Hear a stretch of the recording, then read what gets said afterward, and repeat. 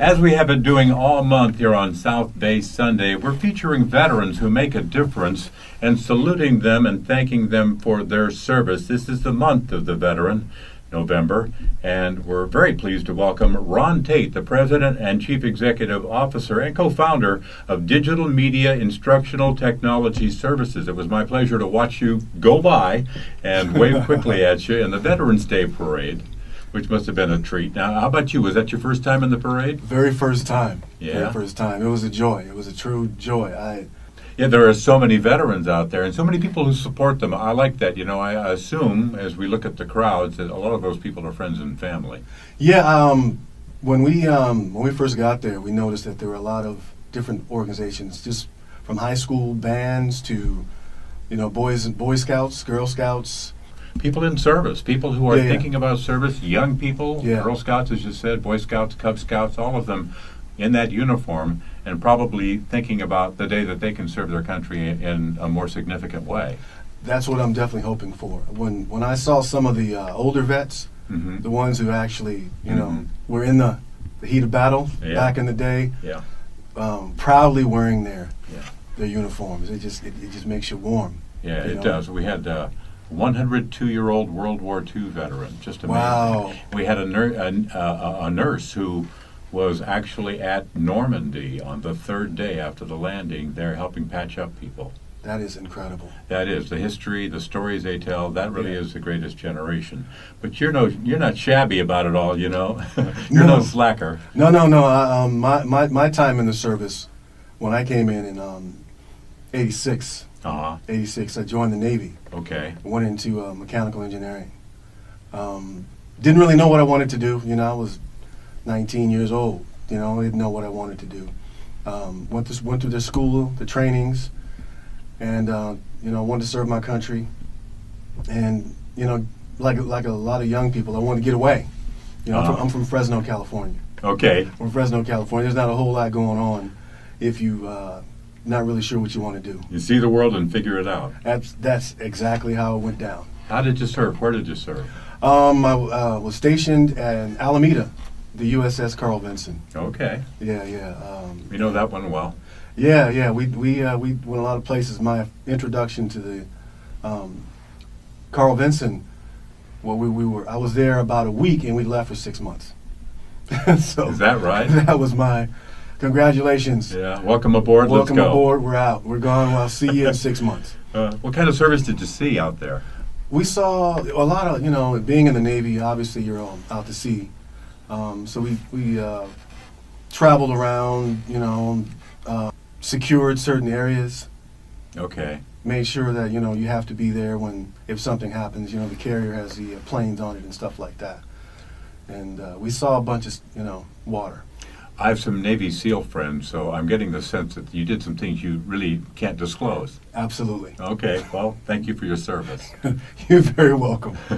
So you come back to the United States of America, finally, after your years abroad, or however much time you spent abroad on the USS Carl Vinson. And here you are, discharged and ready to go. How did you wind up with Digital Media Instructional Technology Services?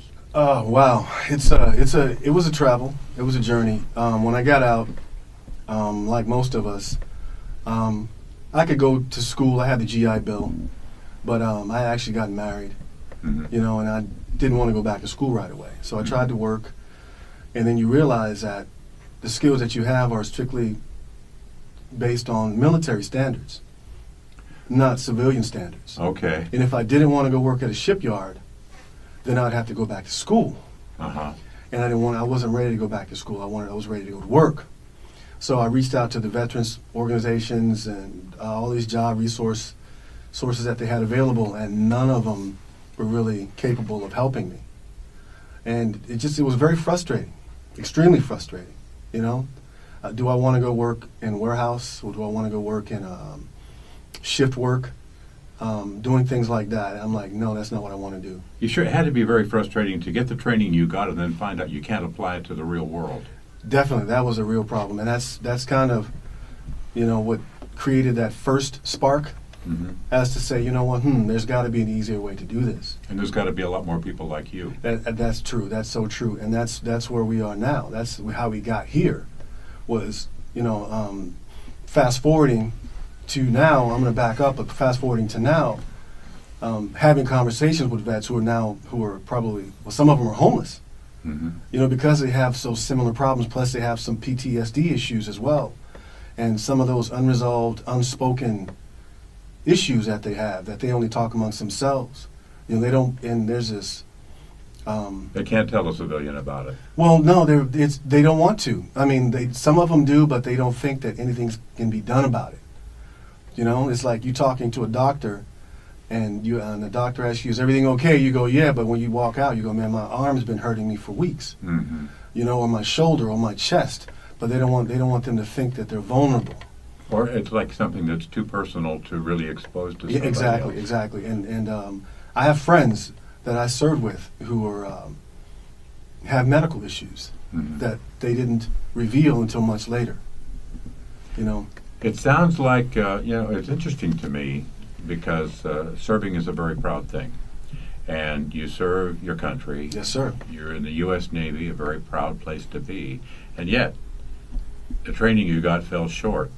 And it sounds like for many, the treatment they get once they are out falls short. And that's sort of where you come in with your service. But is that a fair thing to say? Yeah, definitely. Once you realize that there's an issue and you understand that there's a way to help. And then when you go to the organizations that are set up to help, and they are undermanned, underfunded, really don't have any way to help other than push you in someone else's place of business, you become frustrated. Yeah, and Swords to Plowshares comes to mind. I know they do a lot of terrific work, but I've been to Swords to Plowshares, and you talk about overwhelmed and underfunded. Yes, sir. Yes, sir. And that's just one organization. I've been to several where the homeless, the vets, they're homeless. And I'm just going, wow, man, how can this be? And then, you sit down and you talk with them and you speak with them and you ask them, how can we help? How can I help? Yeah.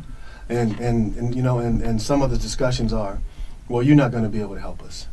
And then some of them have become comfortable in their ways because they've been redirected so often that they don't want to do anything. And they want to in conversation, but they're afraid that they'll get their benefits taken. So you've got to be part facilitator, part priest, part therapist, and part instructor. Absolutely. That's an awful lot. Well, you know what? I welcome it with open arms because, when God gives you something, it's like when the military calls, you got to go. You have to answer the call, and it's as simple as that. I didn't ask for it, but I welcome it. You bring up something. It sounds like for you, at some point, the question mark in your life became a light bulb that went on, and suddenly you realized what you could do. Well, it starts with family. You start realizing that, we all grow up and we deal with life's issues our own way, some good, some bad, But as you grow older, wisdom is supposed to kick in. You're supposed to know better at some point. For some of us, yes. For some of us. And in some cases that is the case, but for a lot of us, we can't seem to get out of our own way. And when that happens, then there are these organizations out there that are supposed to provide services for them. Right. If they're being honest. Right. So you're trying to fill that gap. Tell us about your services. Tell us about your organization. Digital Media Instructional Technology Services was designed or is designed to bridge that gap of communication, of education, of counseling, of resources. We don't want to be, we're not in competition with the other organizations, we're an enhancement. We're providing an educational process, a training process that where others fall short, we can pick up. Okay. In terms of technology, because technology and media in and of itself, if you don't have a skill in it, you think that you can't do it. You think that, well, I'm going to let someone else do it because that's just how it's been for you. And we say, no, that's not the case. And when it comes to technology, you're in the land of opportunity right here. That is why we came to Silicon Valley, was because we recognized that there's so many organizations, so many tech companies out here that are giving, that are helping. And we said, well, let's set up shop here. Let's offer our services, and then as we grow, we can offer and partner with these tech organizations so that we can all solve this problem. Mm-hmm. You know, technology is moving faster than people. Yes, it is. You know, and the people who have limited to no access to technology but want jobs, that want help, when you have to go to the web and you don't have a computer.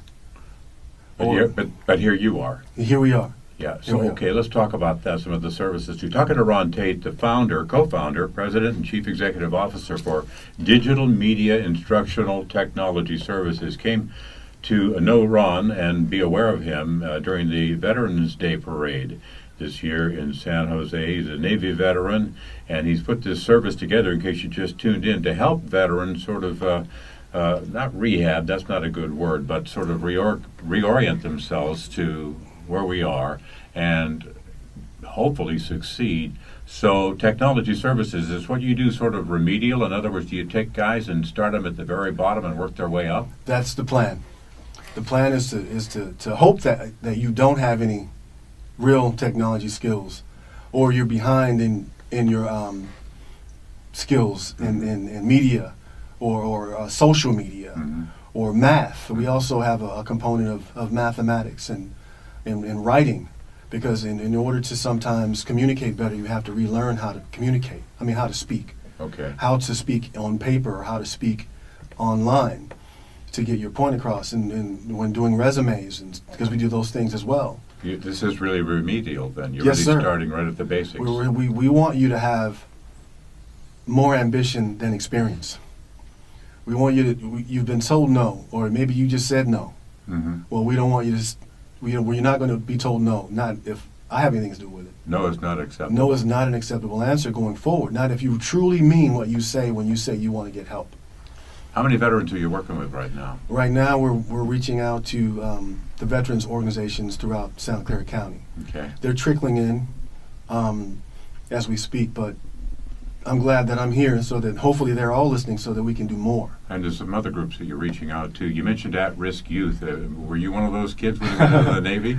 Actually, I worked in probation in Alameda County. Okay. I worked with the in juvenile hall with the young people there. Mm-hmm. I did that for almost 2 years, and they taught me what to do. Is that something you became aware of, that you give them something to focus on, that they're likely to follow it? Well, yeah, it was kind of interesting, because I was teaching in Hayward, and I was also coaching at Tennyson High School, coaching high school football. Okay. And then I went into working with families through another nonprofit, and then that led me into juvenile hall, where that's the real work, and that's when you recognize that the mental instability or unresolved issues that lend itself to violence and abuse and neglect. I mean, they're all there. Anything you want from A to Z in terms of issues and problems are sitting right in front of you in one of these kids. And that was a real eye-opener. Isn't that a tough thing to do? And how do you gauge your progress? Do you feel like that, you go home at the end of the day and say, I did some good here? You know what? I tried that, and it didn't work. That's why I had to quit. Oh, really? Yeah. Because more, it's not just a feel-good moment. I don't want to go home and feel good that I actually spoke to a kid and got and talked him off the ledge. Mm-hmm. It's a bonus, though. Yeah. Oh, no, I'm not. Please, I'm not diminishing Right. that role in that position. But I knew that I could do more. And so with DMITS or digital media, that's our other focus, is working with these youth. So when they become released, when they want more, and they haven't had a solid education, they don't have a GED, they don't have anything that they can grab a hold to, we're gonna offer these programs so that they can say, look, we don't care. Mm-hmm. So you got the media technology class, Our Life. You've got Our Voice, the filmmaking class. How many other classes are there? Well, those are the two classes that Those we're are the two offering. basics? Yeah, the two, and those deal directly with film making, along with online magazine production, which is using all of the Adobe products. Which is an appealing thing to young people. Absolutely. You got to give them a little bit of a treat Yeah, in order to get them to come in and educate them. they're drawn to that. Yeah. And we recognize the importance of giving them what they need and getting us what we want. Hmm. So, okay, how far along are you with this? And are the classes ongoing week to week, or is there a certain time when they start? Well, the classes will be week to week. Hmm. So we're building and developing those classes as we speak, as we get more and more of a sign up.